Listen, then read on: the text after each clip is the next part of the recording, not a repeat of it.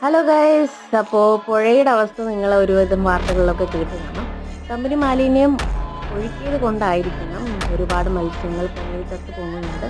അതുപോലെ തന്നെ മത്സ്യക്ക് അത്യാവശ്യമുള്ളവർ ചത്തുപോകുന്ന മീനുകളെല്ലാം വാരിക്കൂട്ടി ചന്തയിൽ കൊണ്ട് വെക്കുന്നുണ്ട്. അതുകൊണ്ട് ഒരാഴ്ചത്തേക്ക് മീൻ മേടിക്കാതിരിക്കുന്നതായിരിക്കും നല്ലത്.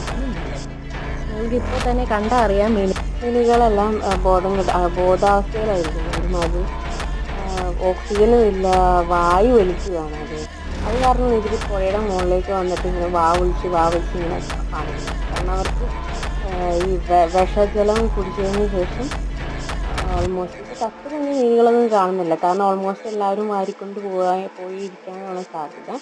പിന്നെ ഇപ്പോൾ ഉള്ള അതിൽ ഒഴുക്കിയിരിക്കുന്ന വിഷം ഇപ്പോൾ ഒഴുകിപ്പോയി കാണും. എന്നാലും സൂക്ഷിക്കുക. അപ്പോൾ ഒരാഴ്ച മാക്സിമം വരെ നോക്കിയിട്ട് മീൻ മേടിക്കാനായിട്ട് ശ്രദ്ധിക്കുക. Till then, take care, stay healthy, bye.